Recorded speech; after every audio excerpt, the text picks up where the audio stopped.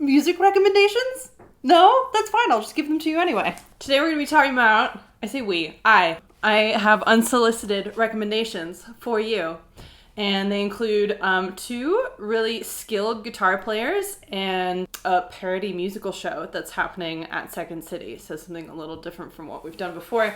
So the first album I want to tell you about, the first project, is Too Close to Reason by Scott Metzger. He's a great guitarist based in New York. He tours with Joe Russo's Almost Dead, and I think also plays with a group called Wolf. I know Scott a little bit because he's the husband of a violinist I know named Heidi Joosten. If you don't know her, look her up. She also plays with The Who and is wonderful. So together they are just two wonderful, lovely people. And so Scott's new album came out in March. So it's been a minute, but I just keep coming back to it. I keep listening to it. I remember I was listening to it before a matinee that I had when I was in Denver. And I just went to this park. I was having my coffee. I was listening to this album. And it was just kind of a great way to start off my day. Right off the bat with the first track, Appropriate Wattage, really took me by surprise. I wasn't expecting it to be, when I say weird, I do not mean that in a bad way. Yeah, it's a little hard for me to describe, especially not being a guitar player. It's a kind of a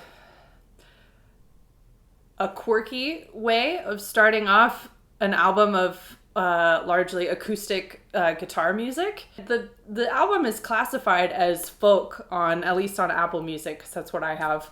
It's classified as folk, and I would say that just stylistically, the album encompasses way more than what you would just call folk. It's a little bit, I think it probably is difficult to classify. There are a lot of different styles going on here. And he's just clearly a very technically skilled player who's written some really beautiful tunes as well.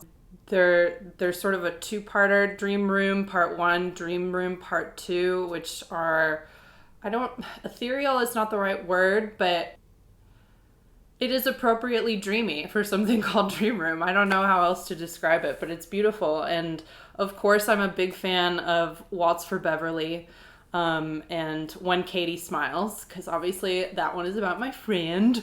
So it's just a really wonderful, beautiful album, and I'm happy that I've been able to listen to it so much, and I hope you love it, and you should love it. So another project that's a little bit more recent is an EP that just came out from Sammy Cannillo. I think that's how you say her last name. I just realized I've never said it. But Sammy Cannillo, she's Chicago-based, and I actually played a house show at the apartment she used to share with bassist Joe Marcus. And one of the most fun shows I've ever played was at that house show that was at their apartment. And she writes great tunes. She's a great guitar player. This EP that she put it out last week, July 6th, and it meets the same really high standard that she's always set before.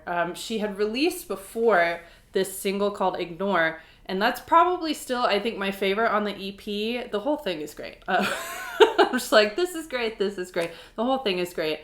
The top of the EP is a tune that I hadn't heard before. It's called Thanks, and it has this sort of not sequencer, I don't think that's what you would call it, but this sort of robotic electronic kind of production on it. And then eventually you have these sort of sampled string sounds on there and more warmer acoustic guitar. So there are just a lot of different qualities of sound going on there, and the production is amazing. I think Joe Marcus and Dave Brandwine both worked on this. They're both were Chicago guys. I guess they both moved since then, sort of, kind of. Everybody's kind of in different places these days, but the EP is fabulous. Sammy is a great player, great songwriter, great singer, I should say, and just a really wonderful part of the Chicago music community. So I'm really happy for her and this EP. So one last little recommendation for you, not a recorded project right now anyway, the Queer Eye musical parody that's at Second City, and you can still get tickets for it through September 4th, I believe. And basically, it's exactly what it sounds like. It is a parody musical of the Queer Eye show concept.